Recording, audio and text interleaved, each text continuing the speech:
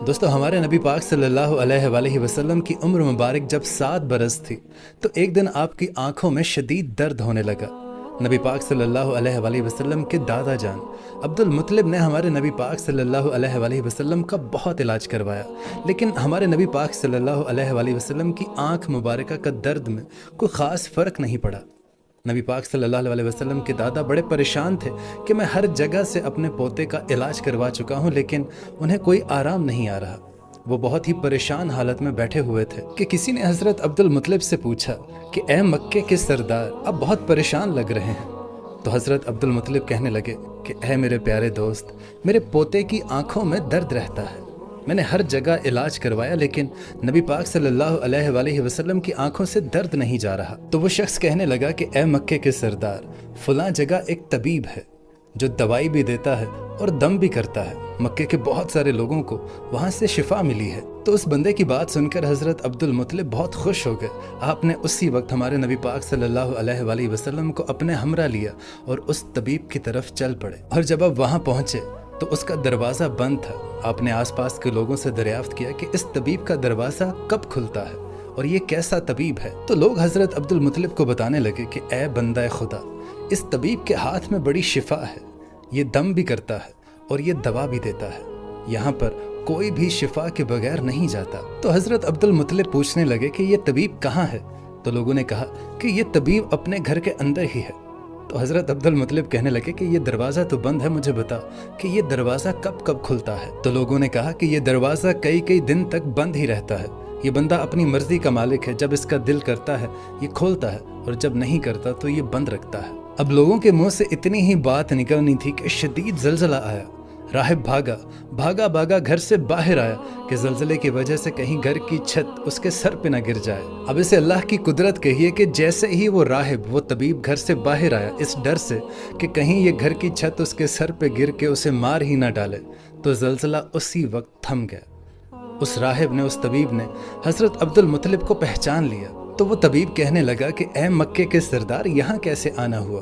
تو حضرت عبد المطلب نے راہب سے کہا کہ اے راہب، میرے پوتے کی آنکھوں میں بہت درد رہتا ہے، میں کئی طبیبوں سے علاج کروا چکا ہوں لیکن اس کی آنکھ میں درد مسلسل رہتا ہے، اور مجھے کسی نے بتایا ہے کہ آپ دم بھی کرتے ہیں اور دوا بھی دیتے ہیں، اب یہ پوتے کا علاج آپ کیجئے۔ اب وہ طبیب نبی پاک صلی اللہ علیہ وآلہ وسلم کے چہرے مبارک پر نظر مارتا ہے اور کافی دیر آپ کے نورانی چہرے کا دیدار کرتا رہتا ہے، اور پھر راہب ایک کمرے میں گیا، غسل کیا، نئے کپڑے پہنے، خوشبو لگائی اور آسمانی کتابوں کے کچھ صفحات پکڑ کر اپنے گھر سے باہر آیا۔ اب وہ طبیب کبھی آسمانی کتابوں کے وہ صفحات کو دیکھتا اور کبھی وہ نبی پاک صلی اللہ علیہ وآلہ وسلم کے نورانی چہرے کو دیکھتا، وہ پھر اس کتاب کی طرف دیکھتا اور وہ پھر نبی پاک صلی اللہ علیہ وآلہ وسلم کا دیدار کرتا، اور یہ سلسلہ مسلسل چلتا رہا۔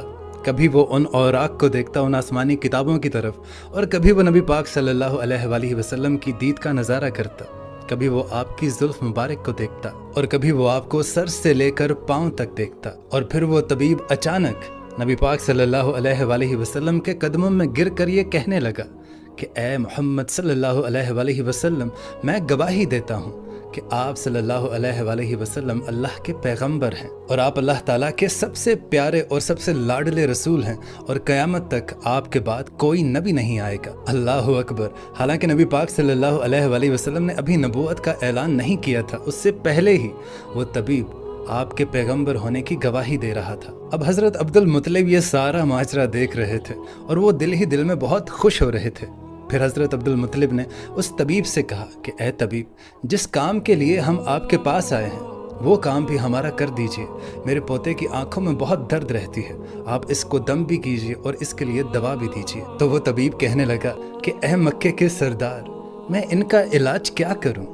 تو عبد المطلب کہنے لگے کہ میں اسی کام کے لیے تو آپ کے پاس آیا ہوں۔ تو یہ بات سن کر وہ اس طبیب کی آنکھوں سے آنسو جاری ہونے لگے اور وہ کہنے لگا کہ اے عبد المطلب، آپ نے ابھی اپنے پوتے محمد صلی اللہ علیہ وآلہ وسلم کو سمجھا ہی نہیں ہے۔ اے عبد المطلب، آپ ایک طبیب کو ایک مریض کے پاس لے آئے ہیں، آپ ایک مقدس لڑکے کو، ایک گنہگار لڑکے کے پاس لے آئے ہیں۔ اے مکے کے سردار، میں اپنے عبادت خانے میں اللہ تعالیٰ کی عبادت کرنے میں مشغول تھا کہ میرا سارا جسم لرزنے لگا، اگر میں کمرے سے باہر نہ آتا तो कमरे की छत मुझ पर गिर जाती और मैं मर जाता। ऐ अब्दुल मुत्तलिब, तेरा पोता बड़ी ही अजमत वाला है।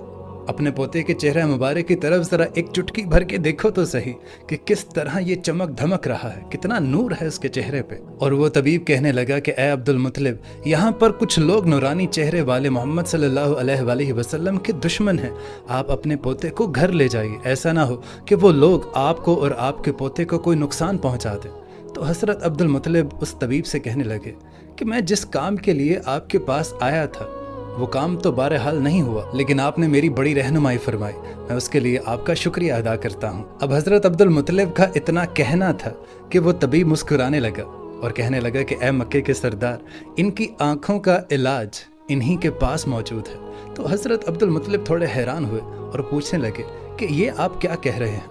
तो तबीब ने कहा कि ऐ मक्के के सरदार, आप इसी नूरानी चेहरे वाले पोते का लुआब मुबारक इसकी आंखों पर लगा दीजिए, इंशाअल्लाह ताला अल्लाह के फजल व करम से इसको शिफा मिलेगी। बस इतना सुनना था कि हज़रत अब्दुल मुत्तलिब ने जल्दी से आप सल्लल्लाहु अलैहि वसल्लम का लुआब मुबारक उनकी आंखों पर लगाया, और इतना लगाना था कि आप सल्लल्लाहु अलैहि वसल्लम की आंखों का दर्द ठीक हो गया और आप सल्लल्लाहु अलैहि वसल्लम की आंखें ऐसा महसूस हो रहा था कि इन्हें कभी दर्द ही नहीं था। और जब दादा ने अपने पोते की आंखों को सुकून में देखा तो हज़रत अब्दुल मुत्तलिब बड़े ही हैरान हुए और हज़रत अब्दुल मुत्तलिब ने राहिब का शुक्रिया अदा किया। और जब हज़रत अब्दुल मुत्तलिब चलने लगे तो वो राहिब कहने लगा कि ऐ मक्के के सरदार, मैं आपका शुक्रिया अदा करना चाहता हूँ कि आपने सरवर कायनात सल्लल्लाहु अलैहि वसल्लम को मुझसे मिलवाया। अब जब हज़रत अब्दुल मुत्तलिब जाने लगे तो उन्होंने आखिरकार उस राहिब से पूछ लिया कि आपके हाथ में बड़ी शिफा है, मैंने बहुत सुना है, आप ऐसा क्या पढ़ते हैं। तो वो तबीब मुस्कुरा कर कहने लगा